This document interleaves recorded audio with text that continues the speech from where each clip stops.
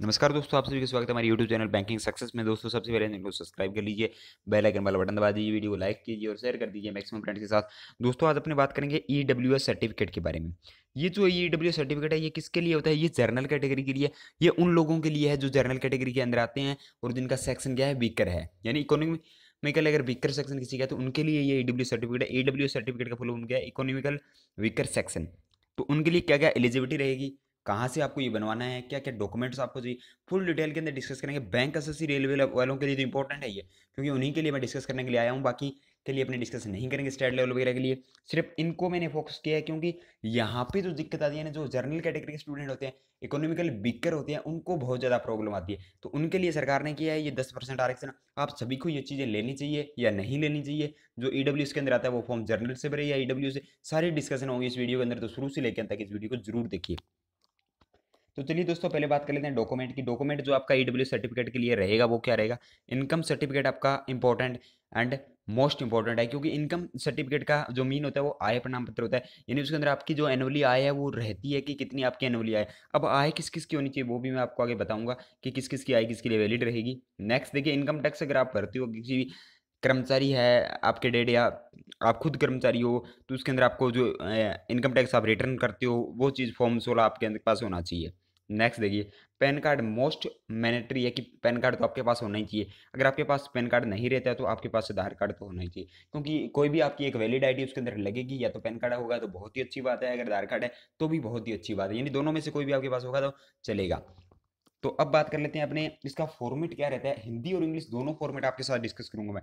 तो चलिए अपने फॉर्मेट में डिस्कस कर लेते हैं कि आखिरकार इसका फॉर्मेट क्या रहने वाला है। तो देखिए इंग्लिश फॉर्मेट की बात करूँ मैं, देखिए यहाँ पे ऊपरी ऊपर क्या, government of name and address of the authority issued the certificate, ठीक है।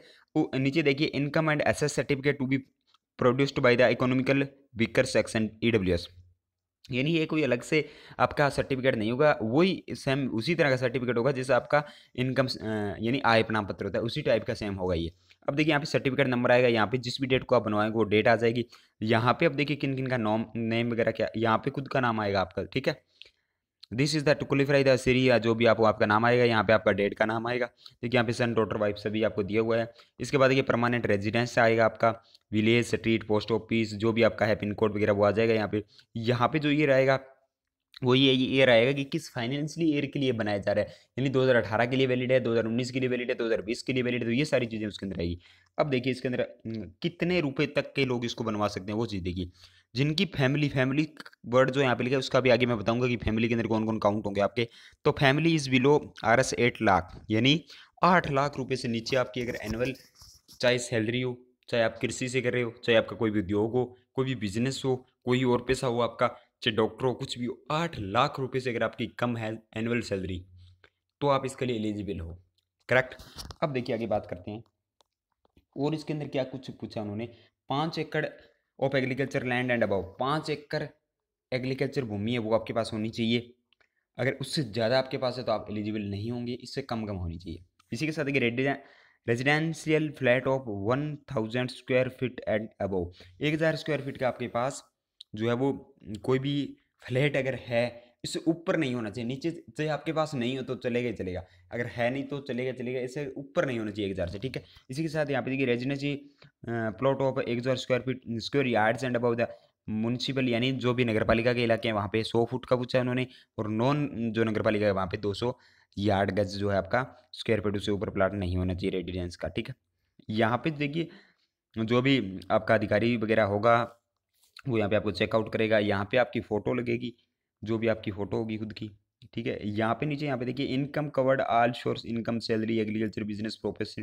देखिए इनकम मैंने आपको बोला था कि सभी यहाँ पे कवर होगी, चाहे इनकम सैलरी से हो रही हो, बिजनेस से हो रही हो, एग्रीकल्चर से हो रही हो, कोई और पैसा आपका प्रोफेशन है, डॉक्टर हो वगैरह, तो यहाँ पे सभी की आपको काउंट की जाएगी, ठीक है। नेक्स्ट देखिए, the term of family. Family का मतलब यहाँ पे क्या बताया गया है कि the term families for this purpose include the person whose benefits of reservation his her friends and sibling belong the.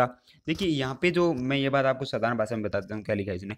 इसने ये लिखा है कि अगर आप 18 साल से ऊपर हो, आपके डैड है और आपके वो में उन दोनों की जो आपके माता पिता है उन दोनों की यहाँ पे इनकम काउंट की जाएगी। अगर आप 18 साल से ऊपर हो और अनमेरिड हो तब उन दोनों की जो भी इनकम होगी वो आपकी काउंट की जाएगी। अगर इसी के साथ आपका कोई भाई या कोई आपकी बहन वगैरह अगर कोई अन्य सोर्स से कमाई कर रहे हैं, अगर वो 18 साल से ऊपर है तो उनकी यहाँ पे ऐड नहीं होगी इनकम। अगर 18 साल से नीचे है तो ही ऐड होगी, अगर 18 साल से ऊपर है तो उनकी ऐड नहीं होगी, सिर्फ आपके माता और पिता की इनकम ही ऐड होगी। अगर आप विवाहित हो तो आपके माता और पिता की भी इनकम ऐड नहीं होगी, और आप 18 साल से ऊपर हो तो सिर्फ आपकी इनकम ही ऐड होगी। ठीक है, अब आगे देखिए यहाँ पे इस कंडीशन में भी अगर आपके भाई या बहन 18 साल से ऊपर है और वो कमा रहे हैं तो वो भी इसके अंदर काउंट नहीं किया जाएगा। नेक्स्ट देखिए, the property hand be family in the different location और different places cities have been clubbed with applying for land and property holding determines EWS status. ठीक है, तो ये सारी चीज़ें इसके अंदर थी। अब हिंदी वाला देख लेते हैं इसके अंदर क्या कुछ। अब देखिए सेम पपत्तर जो है वो मैं हिंदी के अंदर यहाँ पे दे रखा हूँ आपको, कि आपको कोई भी दिक्कत नहीं है। अगर इन दोनों की पीडीएफ आपको चाहिए तो लिंक आपको डिस्क्रिप्शन में इन दोनों का मिल जाएगा। ये दोनों आप वहाँ से डाउनलोड करके इनका प्रिंट आउट निकलवा सकते हो और इनको आप बनवा सकते हो। ठीक है, अब एक बात यहाँ पे और आती है कि एसएससी, रेलवे, बैंक, इनका फॉर्मेट एक बार आप जरूर चेक कर लेना। अगर तीनों का फॉर्मेट अलग दिया है, जो फॉर्मेट एग्जाम के अंदर होगा, ये फॉर्म के अंदर आपका एप्लीकेशन फॉर्म के अंदर जो भी फॉर्म का जो फॉर्मूला या जो भी स्ट्रक्चर होगा वो स्ट्रक्चर आपको स्कैन करवाना है। इसके अलावा दूसरा स्ट्रक्चर मान्य नहीं होगा। ठीक है, तो जो भी आपको पिछली साइट पे है वो स्ट्रक्चर आप देख लेना। देखिए यही सारी चीज़ें इसके अंदर लिखी हुई जो मैंने इंग्लिश के अंदर आपको बताई थी। ठीक है, सारी चीज़ें यहाँ पे आपका नाम वगैरह मोहल्ला और 5 एकड़ या इससे ऊपर भूमि आपके पास नहीं हो। देखिए यहाँ पे लिखा है पास नहीं होनी तो कोई भी संपत्ति इससे ऊपर नहीं होनी चाहिए आपके पास। ठीक है, तो ये सारी चीज़ें आप यहाँ पे चेकआउट कर सकते हो। अब देखिए अपने यहाँ पे ये चीज़ देखिए, एक बार फिर से आपको मैं बता देता हूँ ताकि आपके क्लियर हो जाए, कोई भी डाउट ना रहे। देखिए आय के अंतर्गत सभी स्रोत तथा वेतन मैंने आपको बता दिया कि वेतन, कृषि, व्यवसाय, पैसे सभी आपके काउंट किए जाएंगे। ठीक है, इस उद्देश्य से परिवार शब्द का आरक्षण में लाभ चाहने वाले व्यक्ति के माता पिता, 18 साल से कम उम्र के भाई बहन तथा उसके पति पत्नी और 18 साल से कम उम्र के बच्चे शामिल हैं। अगर आप मैरिड हो और आपके बच्चे अगर 18 साल से कम उम्र के हो, अगर वो भी कमा रहे हैं तो उनकी जो इनकम होगी वो आपके साथ काउंट की जाएगी। अगर वो आपके बच्चे 18 साल से ऊपर है तो उनकी इनकम जो है वो आपके साथ शामिल नहीं की जाएगी। ठीक है, करेक्ट। और इसके अंदर कुछ भी नहीं दिया हुआ है, इतना कुछ अपने को दिया हुआ है। अब देखिए यहाँ पे कुछ ऐसा होता है कि कई बार क्या होता है कि अपने जैसे राजस्थान के अंदर आपकी भूमि है और एक हरियाणा के अंदर है या एक पंजाब के अंदर अदर स्टैट्स के अंदर है, तो आप सोचते हो कि वो वहाँ पे काउंट नहीं हुई। क्योंकि ये ऑल इंडिया सर्टिफिकेट है तो सभी जगह जितनी भी भूमि आपकी है वो सारी इसके अंदर काउंट की जाएगी। तो ऐसा आप उनके साथ धोखाधड़ी नहीं कर सकते कि मेरी राजस्थान के अंदर है, हरियाणा के अंदर, पंजाब के अंदर अलग अलग है तो वो यहाँ पे मान्य नहीं होगी। कंप्लीटली जितनी भी इंडिया के अंदर आपकी भूमि है वो यहाँ पर मान्य होगी। अब चलिए बात कर लेते हैं, ये बना के आपको कौन देगा और कहाँ से आपको बनवाना है।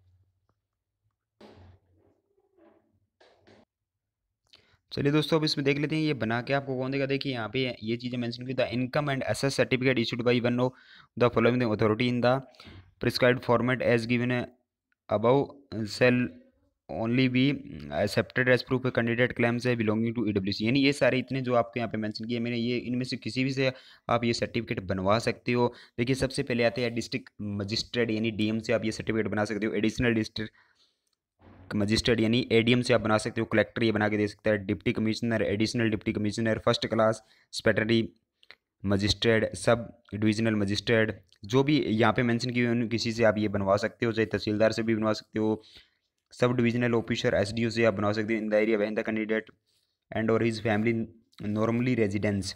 ठीक है, और आप ये देखिए यहाँ पे revenue officer not below the rank of tahsildar, tahsildar से भी आप ये बनवा सकते हो। तो ये सारे ऑफिसर्स मैंने यहाँ पे मेंशन किए हुए। Chief presidency migration, additional chief presidency migration, ये सारी चीज़ें इनसे आप ये सर्टिफिकेट बनवा सकते हो तो आपका वैलिड रहेगा। तो ये था आपका ईडब्ल्यू सर्टिफिकेट से संबंधित सभी जानकारी। अगर वीडियो पसंद आए तो लाइक्स कीजिए और शेयर कीजिए ज़्यादा से ज़्यादा फ्रेंड्स के साथ। थैंक यू दोस्तों।